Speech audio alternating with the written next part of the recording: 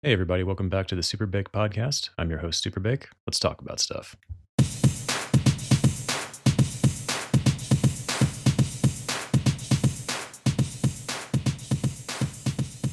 All right.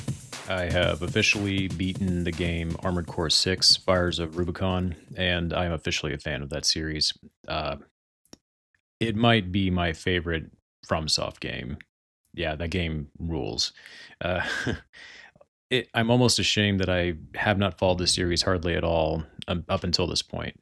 It was just one of those like game series that I feel like I was aware of it vaguely, but I didn't know anybody that played them, and I really only started getting into FromSoft games within the last few years or so. And I think the Armored Core games came out like what in the PlayStation 2 era. I'm not really sure about that, but yeah, I played through it. I'm on New Game Plus now just because it's not a very long game. And even though the gameplay is a lot of fun, I feel like I've had just as much fun just going through different mech builds, like collecting different parts and stuff, and just trying to make I have like a build for like almost every situation. I've got like builds for different bosses in the game, like the ice worm boss. The is it Ibis or IBIS, that boss? I hate that bastard. As well as a Raven. Like I've got like builds for like different bosses, and I'll literally just label them the name of the boss, just so I know which build they're for. I have like a build for like energy weapons, like a tank build that's just got two Gatling guns, and then like the stun needle cannons on the shoulders. Like I've got one that's just like I call it my rabbit build because literally it's just this mech that just jumps around. It's got like the spring chicken leg, so it just jumps around all over the place, and it's got like the energy cannons on its back, so I just jump in the air and just immediately just blitz everything on the ground. It's becoming like one of my favorite builds in the entire game. Like yeah, that game rules. I will probably play through New Game Plus and then maybe even New Game Plus Plus just because the game really is that good. But yeah, I know it came out like what about a year ago, I think. So, uh, yeah, if they ever announce seven, I'll probably pick it up. I almost want to go back and check out five, but I don't even know what console that's on. If I had to guess, I would say probably the PS4, but I really don't know. Like I said, I'm not super familiar with this series, but yeah, Armored Core 6 rules. Freaking love that game. All right, so tonight, gonna get into my review for episode 1 of the second season of The Last of Us. I did do a review of the first season, so please feel free to go check that one out. This one, I'm actually going to do an episodic review, just because I didn't do that for season 1, so I kind of want to do that for this season. This is my first time getting back into my HBO Max subscription, so I wanted to watch this show. Kind of the first thing I did when I renewed my subscription. Pretty excited to get back into it. I also want to watch other shows that are on there. I kind of want to go back and rewatch The Sopranos just because that show is so damn good. But anyway, season 2, episode 1. It's been a while since I played The Last of Us Part 2. I did play through the game. I played through it one time. I remember the bigger story beats. I don't remember a lot of the smaller things that happened. I may have to go back and watch like a recap video of that game just to kind of familiarize myself with some of the stuff that happens in there. I may do that between this episode and my next one. But I'll be trying to get the next couple episodes up relatively quickly just so I can get caught up for episode 3, which premieres this Sunday. Right now it's Wednesday at the time of this recording, so I'm going to try to get my next episode up relatively quickly. So we'll see how that goes. But anyway, so far it feels like this, for what I remember of the game, it definitely feels like it's relatively faithful, with adding a few more details into the story. Like right off the bat, I like how they add in, like they give Joel more of a like a bigger role within like the town of Jackson. I believe is where he and Ellie settle at the end of season 1. So like it seems like he's kind of the guy who's sort of in charge of getting stuff done. Like he's working with different construction crews across the town, working with different people trying to get things going. Like the town's basically bringing in a lot of refugees, a lot of like outsiders, and they're trying to like build up the place. They're trying to like add on to the buildings and stuff so they can house all these people. And Joel appears to be the person who's in charge of that. I remember in the game, I mean, granted, it's a game, so they can't go too far in depth with the characters because obviously they need to focus on the gameplay. But that was a nice little detail they added into the show, so I like that. Pedro Pascal is fantastic as always as Joel. Really brings a lot of heart and humanity to the character. I felt like he did that really well in the first season. I think I said in the first season in my review for that one that it felt like he kind of had this weariness to his character, and I feel like that's still kind of there with Joel's character, at least in the first episode of season 2. We also get to see Caitlin Dever, who's introduced as Abby from the video game. We get to see her character introduced, and I've played the game, so I know her connection to Joel. I'm not going to give it away just yet, just in case anyone out there hasn't played the game and isn't familiar with the story. I don't want to spoil anything, so I'll kind of hold off on that for now. But we're introduced to her at the beginning of the episode. Caitlin Dever, I think, is a very talented actress. I've done a review for the movie she was in, the Alien movie. I believe it was called No One Will Save You. I did a review for that one, and I really thought that her performance in there was great. It was kind of like a not really a silent movie. There was sound, but there was very little dialogue. And I thought, given the fact that she had very little dialogue in that movie, she gives a fantastic performance. And she, I think, is definitely a talented actress. I remember her from the show Last Man Standing, so it's cool to see her branching out and doing different projects. We don't get to see a lot of her in this episode. She's really only in the beginning and really kind of towards the end, even though she doesn't have any dialogue at the end of the episode. But that one scene that she's in, like she definitely delivers a lot of emotion to that performance. It's clear that from this scene that she's got like a vendetta against Joel, and we can see from the graves, like again, I know what happened, but again, I'm trying to spoil anything, but we can tell from the graves that like Joel has taken something from her, which not I don't think it's a very big spoiler. It has to do with what happened at the end of season 1. I'll kind of leave it from there, at least until we get further into the season and it's officially revealed. But she obviously has a vendetta against Joel that has to do with that incident that took place when Joel took Ellie back before they could do the procedure with her. I tried to watch, just a kind of a heads up, I did watch a bit of the recap for season 1 just to kind of remind myself of what happened there. Again, I remember like the broad strokes, just not the finer details. But yes, her scene in the beginning, I think, definitely does a good job of establishing her as an antagonistic force in this show. The one thing I will say, though, I know this has been kind of a point of contention for a lot of people, is that she's not as like Caitlin Dever. I don't know how tall she is, but she's not a very physically imposing person. And I know that was a big thing about Abby from the games, was that she's very broad. She's very well built in the game. So she's obviously very physically imposing in the games. I mean, I'm going to kind of reserve judgment on that just because I haven't gotten very far into the season yet. Um, I'm not that concerned about that, at least not right now. I know that was a big part of Abby's character in the game. That's how a lot of people described her in there, was that she was very big. Um, so I'm gonna wait and see like how that plays out. I was kind of curious to see like how she would look in the role, and I have to say, and no offense towards Bella Ramsey who plays Ellie, especially seeing Caitlin Dever like with her hair back in the ponytail, I can't help but think that she would have been a better pick to play Ellie in this show.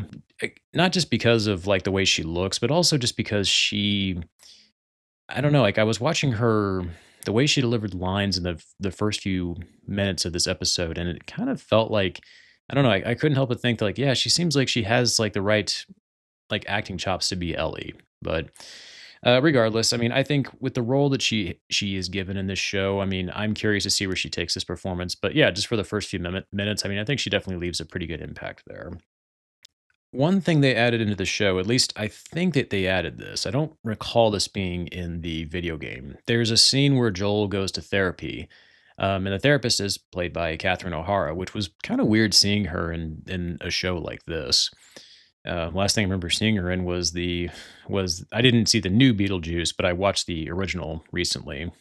So I mean, I know she's been in other movies since then, obviously, but that's the last thing that I've seen her in that I can remember. But yeah, she actually gives a pretty serious, dark performance in this, where she reveals that Joel was the one that shot her husband, Eugene. And I don't, maybe I missed this. I don't remember Eugene's character at all from either season 2 or the game. Again, it's been a while since I played the second game. I don't remember him. So I don't know if maybe I just missed it or something, or I'm just not remembering him correctly. But I don't know if that was a detail they added into the show or if maybe my dumb brain just forgot about it. But That whole sequence was actually I actually kind of dug that quite a bit. Just the emotional torment that Joel's going through, like trying to juggle the weight of what he did at the end of season 1.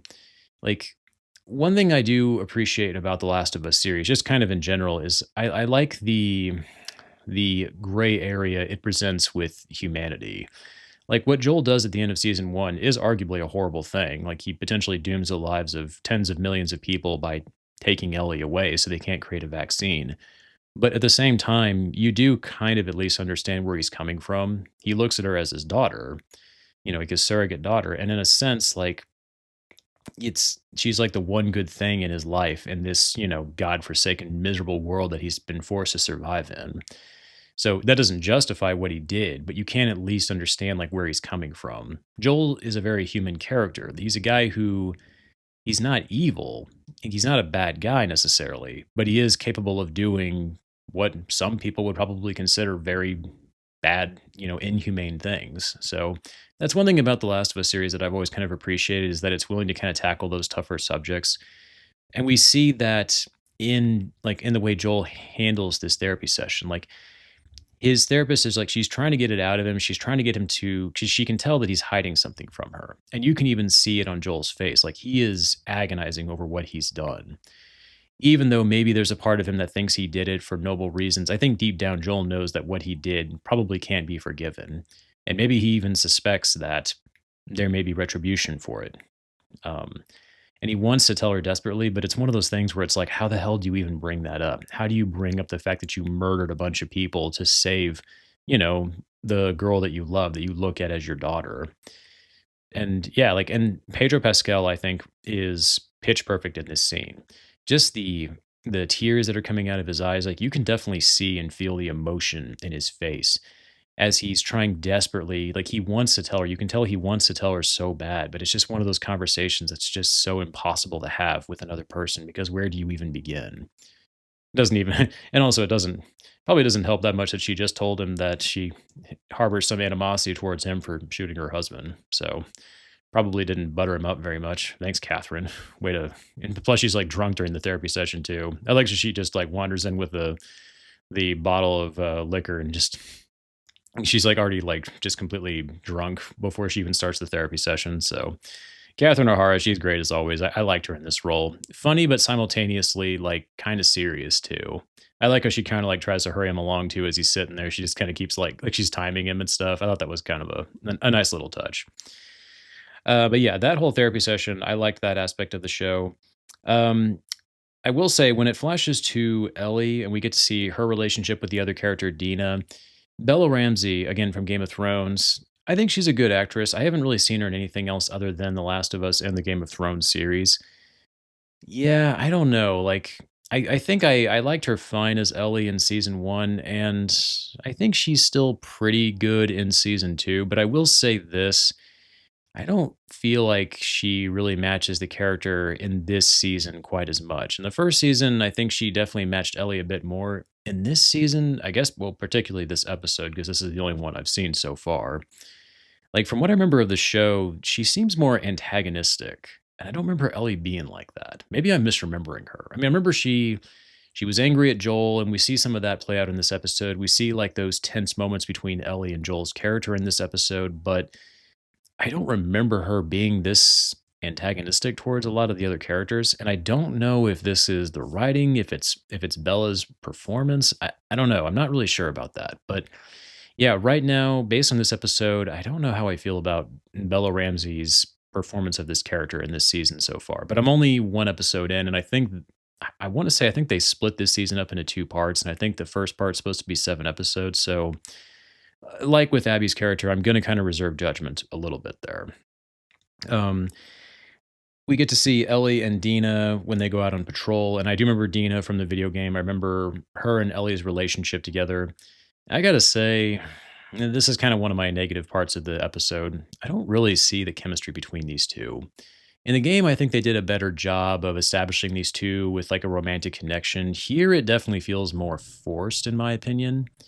Like, I think the respective actresses, do what they can, but I don't know if it's the actresses or the writing, but just I wasn't getting the chemistry between these 2.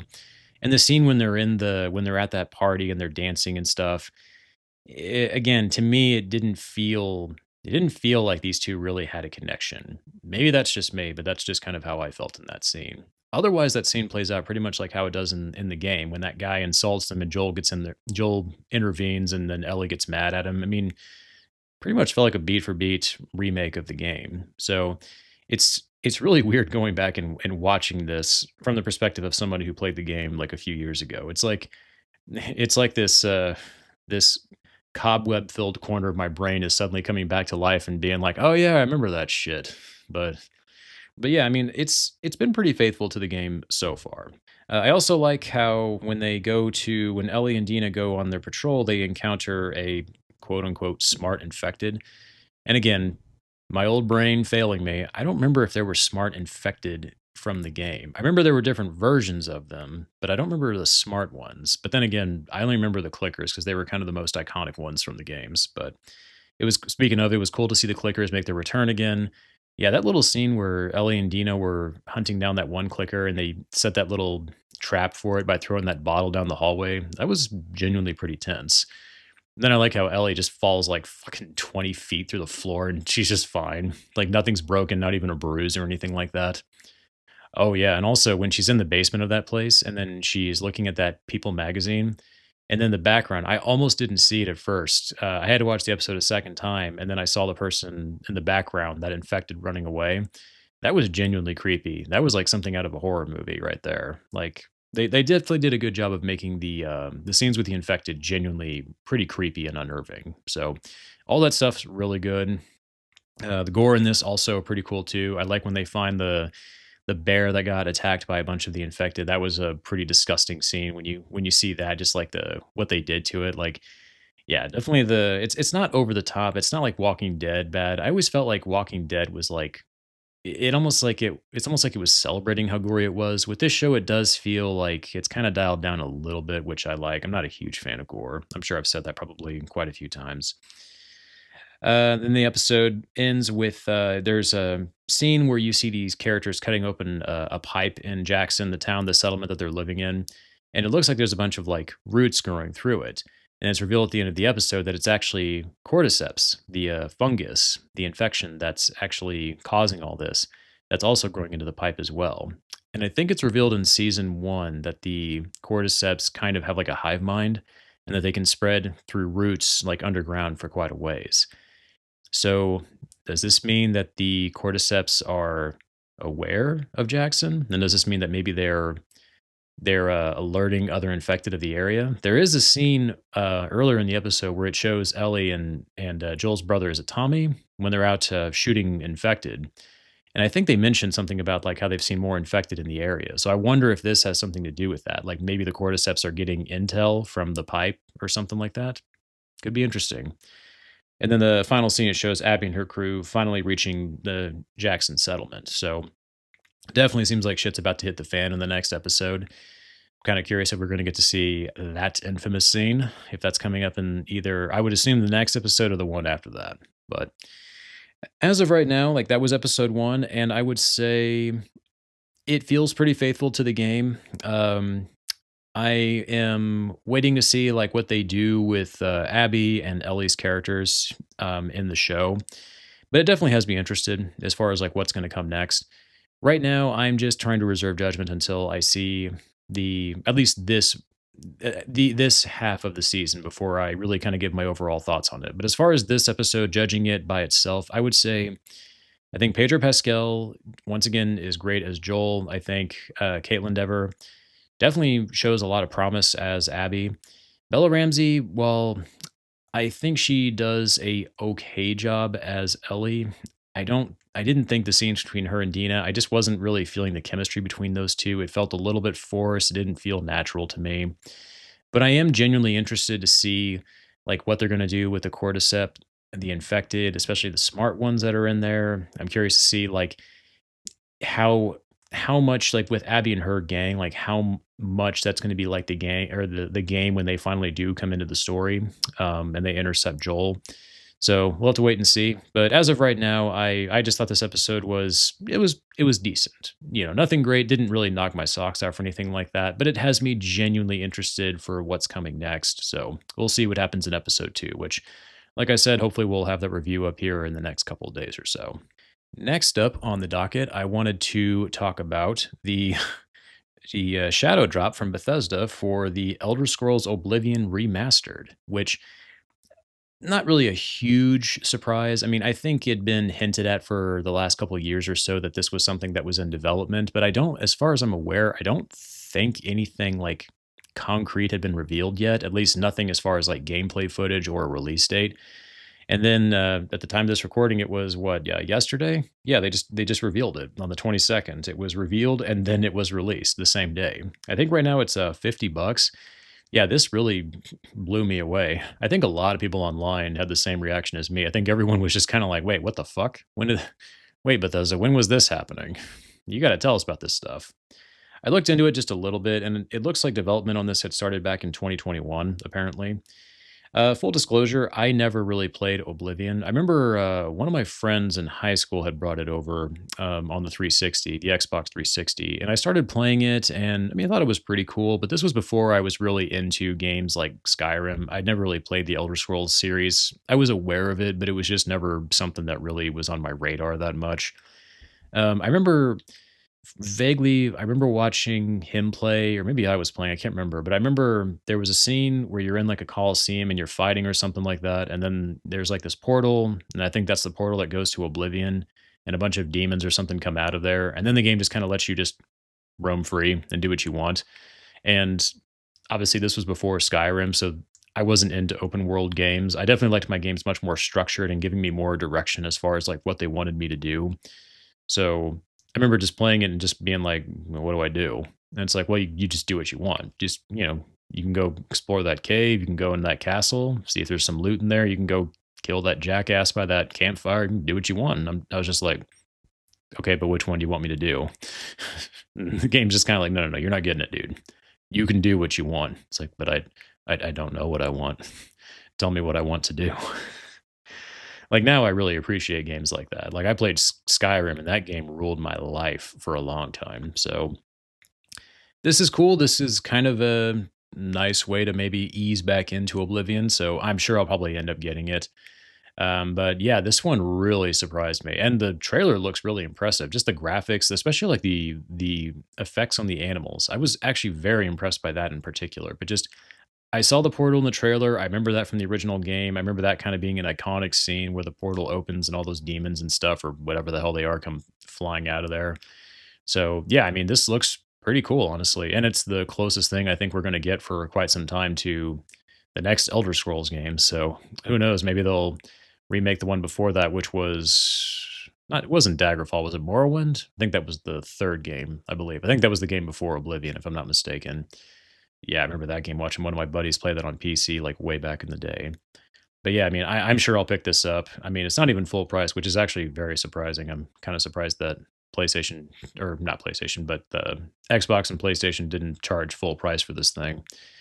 Speaking of, just not to get too far off topic, I thought I saw somewhere that, like, PlayStation is gonna up the cost of, the PS5 here soon, if they haven't already. I'm sure it's because of of the Nintendo Switch 2, and I called in my episode when I talked about the Switch Direct. Those fuckers, man, they're gonna try to get as much money out of people as they possibly can.